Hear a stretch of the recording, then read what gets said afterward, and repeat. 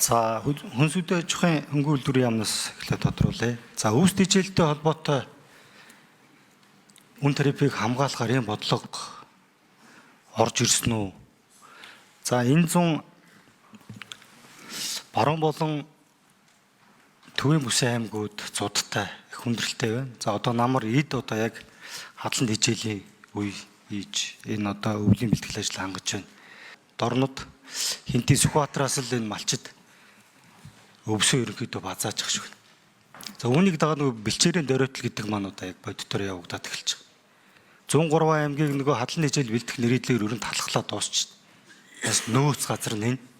Тэгэхээр энэ маань одоо хүнд байдалд орж байгаа. Энэ дээр одоо яг ямар энэ бэлчээр хамгаалах, энэ хөрсний бохирдол, за энэ нөгөө дөрөйтлөөс хамгаалахыг ямар бодлого үйл ажиллагаа нь. Энэ яам дээр харахаар энэ хоёр яамн дээр ижлэхэн чиг үүрэгтэй газрууд байгаа шиг байх юм. Энэ хүнсүдэ аж ахуйн хөнгөн үйлдвэрийн яам дээр энэ ургамал хамгааллын газар гэж байгаа.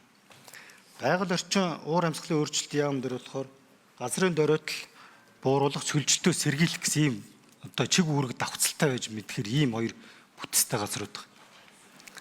Энэ дээр маань одоо яг бодит хийгдэхээр ажил тусгагдсан уу? За бэлчээр хамгаалах талаар энэ дээр байна. За байгаль орчны яамнаас асуухад энэ 21 аймгийн 330 сумчийн орчны бохирдол, энэ хөрсний бохирдлын дөрөйтөлтөд өөр дээцэгтэй туллаа шүү дээ. 100 одоо ингээд гэр бүлэрээ гадны жиш төлөөлөгчтэй ингээд явхаар 1000 км явах замынх нь хоёр тал битүү хог. Сум суурин газарлууд хөр бүр илүү ингээд хогондоо дарагдсан. 2-3 жилийн өмнө ийм л байсан, одоо ч гэсэн ийм л байна. Бодит өөрчлөлт гарахгүй. 21 аймгийн 330 сумандаа энэ хог шатаах, энэ жижиг 100 авах ийм төсөл хэрэгжүүлж болдгоо. Ингээд хогноос ангижрах бүрэн боломж байна шүү дээ. Бараа үйлчлэгээнийхэн зардал нэмэгдээд байдаг. Дахиадгаараа л байгаад байдаг. Энэ дээр одоо яг бодит ажил хийж энэ асуудлаа зөв ирэмбэж тусгаж оруулж ирээч гэж үзэж байгаа. За энэ дээр хариулт. За Батбатар Зэд хариулъя. Дараа нь 5 номер. За энэ 21 аймаг 330 сум гэж хэлж байна. Яг энэ байгаль орчны газруудын хэвтэй удирдлагатай буюу аймаг сумын засаг дарга томилж байгаа. Нэгдүгürt энийг бас бодож үзэх ёстой юм байл. Ягаад гэвэл орон нутагт байгаа байгаль орчин бохирдуулж байгаа асуудлыг шийдэх тэрнтэй тэмцэхийн тулд бас удирдлагын хувьд эрх чөлөөтэй байх нь зөв байж магадгүй гэдэг зүйлийг байгаль орчны газрын хүмүүс байна. Хөдөө орнуудах 8 аймаг томилдоор ажиллахад бол нэлээдгүй олон хүн хэлж байлаа. За хоёрт нь энэ байгаль хамгаалагчдыг хог цэвэрлэгч болгодог жишээг ер нь тогтох гээд байна. Би бол энэний эсрэг байгаа. Хог аюулгүй байх, тэр хог хайсан этгээдэд хариуцлага тооцох тэр чиглэлээр үгээ байгаль хамгаалагч нар ажилтдаг байх хэрэгтэй. Дээрэс нь энэ сум орон нутгийн хог хаягдал, хүний буруутай үйл ажиллагаа, аж ахуй нэгжхүний буруутай үйл ажиллагаанаас үүсэж байгаа хогийг цэвэрлэх энэ чиг үүрэг орон нутгийн засаг захиргаанд байдаг шин. Байгаль орчны сайдад биш. Сумын засаг дарга, аймгийн засаг дарга, дүүргийн засаг дарга, хотын засаг дарга, нийслэлийн. Тэгэхээр энэ хүмүүс яг хоггүй наадыгээд бид нар уриалга гаргаад наадмын өмнө байгаль орчин уур амьсгалын хөгжлийн сайдын албан даалгаврыг гаргаж бүх аймгийн засаг дарга нар руу явуулсан. Зарим нь хариулсан, зарим нь ихэнх нь хариулаагүй. Тэгэхээр энэ асуудлуудыг бас засгийн газрын хэрэг хэрэглэх газрын даргад хэлж, хэрэг хэрэглэх газрын дарга аймаг орон нутаг сумын дарга нар руу албан даалгавар өгч, хэрэг хэрэглэх газрын хяналтын газар хяналт зохиож арга хэмжээ авч ажиллах нь зүйтэй юм аа. Энэ асуудлыг бас би хэрэг хэрэглэх газрын даргаын сайдад засгийн газрын уралд бас хэлхэн зүйтэй байна гэж ойлгож байна. За дараа нь 5 номер. За алтан чагаа гишүүний асуултанд хариулъя. За үйлчлэлтийн бэлтгэл ажил хангахтай холбоотой, үүс тэжээлийн нөөц бүрдүүлэхтэй холбоотой улсын онцгой комиссарч хэдэн өргөдөгсөн хуралдаануудыг зохион байгуулсан өнгөрсөн 8 сар 9 сард. За өнгөрсөн 8 сарын энэ гангийн эрсдлийн үнэлгээгээр баруун бүсийн аймагуд, төвийн бүсийн хэд хэдэн аймагуд бол нэлээд тийм өндөр эрсдэлтэй гарсан. За үүнтэй холбоотой ерөнхий сайдын бас өргөтгсөн хуралдааныг 21 аймгийн засаг даргын хөдөө аж ахуй, онцгой комисс, мал эмнэлгийн байгууллагуудыг оролцуулсан өргөтгсөн хуралдаануудыг хийж тодорхой үүрэг чиглэлүүд өгсөн. За засгийн газрын 56 дугаар тогтоолоор энэ үйлчлэлтийн бэлтгэл хангахтай холбоотой үүс тэжээлийн нөөц бүрдүүлэхтэй холбоотой холбогдох тогтоол үйлчлэлтийн бэлтгэл хангах тухай албан даалгаврууд гарсан. За энэ хүрээнд бас хүнсүд аж ахуй хөнгөн үйлдвэрийн яамнаас улсын онцгой комиссоос чиглэлийн дагуу тодорхой ажлын хэсгүүд гараад эрсдэл бүхий аймагуудад бас ажилласан. 5 нэмэр гүнсээ ширүүлээ.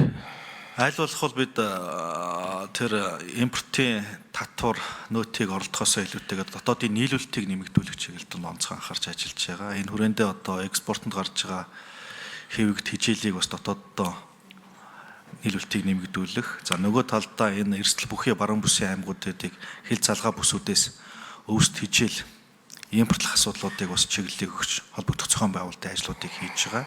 За энэ жилийн тухайд бол тухайн аймаг суманд багт өвлжих малын тоо түүнд тохирсон одоо шаардлагатай одоо эцэг тэжээлэх шаардлагатай өвс тэжээлийн нөөц нормоор нь тогтоож нэлээд өндөр хувьтай бэлтгэр гарсан. За энэ үйлчлэлтийн бэлтгэлийн тогтоолын хэрэгжилт энэ 10 сарын эхээр одоо засгийн газрын хуралдаанд танилцуулагдаад одоо байнгын оронд эргээд танилцуулагдана гэдгийг бас хэлье. За ургамал хамгааллын газар бол нөгөө давхарцсан чиг үүрэгтэй гэхээс илүүтэйгээр таримл ургамал талдаа ажилдаг. Олон улсын гэрээ конвенцийн хүрээнд 5 нэмэр гүнсээ ширүүлээ. ургамлын гаралтай бараа бүтээгдэхүүнийг экспортод гаргах одоо суур нөхцөлийг бүрдүүлж байгаа ийм чухал агентлаг. Энэ нь бол яг нөгөө бэлчээрийн доройтолтой тэмцэх агуулгатай биш. Ер нь цаашдаа бид нар энэ мал аж ахуйн салбарыг доктортой явуулах, малчтай эрсдрээс хамгаалах энэ чиглэлд явах юм бол бид нар таримл тэжээлийг нэлээд нэмэгдүүлэх шаардлагатай. Энэ жилийн тухайд бас гол таримл тэжээл таардаг тариалангийн гол бүс нутаг маань бас урах залцсан асуудал бий. Цаашдаа бид нар энэ услахаатай газар тариаланг хөгжүүлэх, малчтын төвшөнд энэ өвс тэжээлийн аюулгүй нөөцийг маш сайн бэлдэх ажлуудыг зохион байгуулахгүй бол одоо гамшиг эрсдэл болдог. Тэгээ улсын аюулгүй нөөц гэдэг ингэдэг. Улсын аюулгүй нөөц нь дотооддоо одоо хувийн хэрэглэгчтэйгээ одоо өрсөлдөж өвс тэжээл нөөцөд бүрдүүлдэг. Эргээд энэ үнийг хөөрөгдөх юм асуудлууд болдог. Тэгэхээр бид нар энэ цаашдаа зохион байгуулалтынхаа асуудал дээр анхаарах нь чухал. Дээр нь одоо өндөр уургийн арга боломжтой малын одоо тэр шаардлагатай шим тэжээл уургийн агуулмжийг агуулсан тэр таримл тэжээлийг бид нар За алтан жагшууд тодруулъя. За байгаль орчны яамнаас нэг зүйл тодруулах зүйл байна. За энэ самар төвөгтэй холбоотой асуудлууд эд өрнж байгаа. Самар үүнтэй холбоотой мэдээллийг тэр аж ахуй нэгж уулын иргэдтэй маш сайн өгмөр. Самар ургадаг нэг жоохон бүс газрууд бий. За түүнийг дагсан энэ хошмодчин иргэдээс үүдээ тоосч. Хэдийн хэмжээний одоо татвар мөнгө одоо яг энэ самраас улсад төвлөрч байгаа юм бэ. Эргээд энэгээр одоо нөхөн сэргээлтий чинь байгаль орчныг хамгаалж чадах юм. Энэ дэр хүнсүд аж ахуйнаас дахиад нэмж тодруулах нь энэ юутай холбоотой юм байна л та. Өвс тэжээлтэй холбоотой. Бид нар чинь нөгөө мах бензин дээр одоо бас хамгаалаад бодлого гаргаад мөнгө өгөөд идэг. Өвсөн дээр 2023 оны хавар нэг боодол өвс 40 мянга болсон шүү дээ.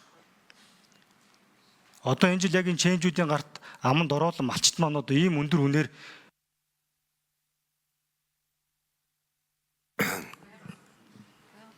За байгаль орчны сайд хариулъя.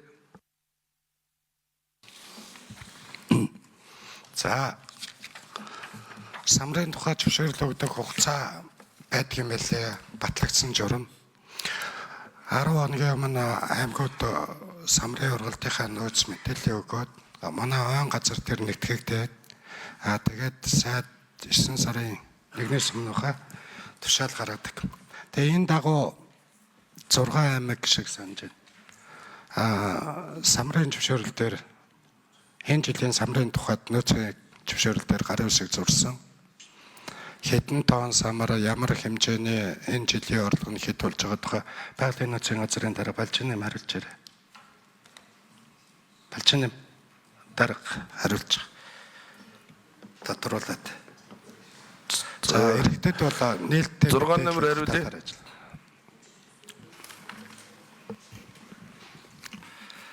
За гишүүний хариултанд хариулъя. Энэ жилийн тухайд 7 аймаг дээр дуудлага худалдаа явагдсан 6.6 мянган тонн самрыг үйлдвэрийн зорилттой бэлтгэх дуудлага худалдаанд орсон. Тэгээ үүнээс бол 6.4 мянган тонн самар бол дуудлага худалдаанд орсон байна.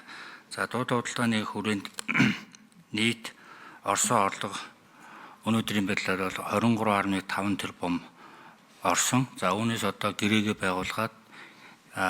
байгуулахтар тухайн мөнгө нь бол дансанд төлөвлөлтөд орно гэсэн үг.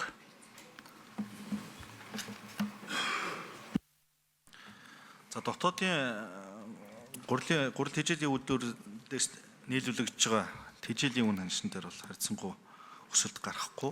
Ер нь бол яг зүгээр төр өөрөө аюулгүй нөөц улс өөрөө бэлдээж явж байгаа. Нөгөө талдаа малчтын түвшинд өвс тэжээл аюулгүй нөөц бүрдүүлэх юм тоо хэмжээ засгийн газрын тогтоолоор одоо хөргүүлдэг.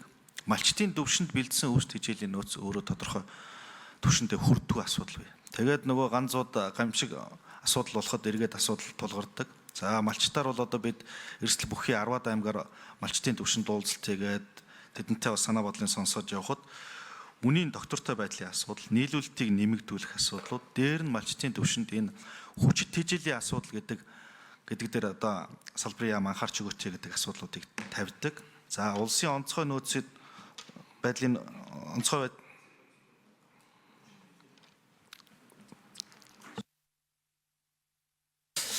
Хариултыг бас бичгээр алж байгаа гишүүнд бас тэр нэр өгчөөр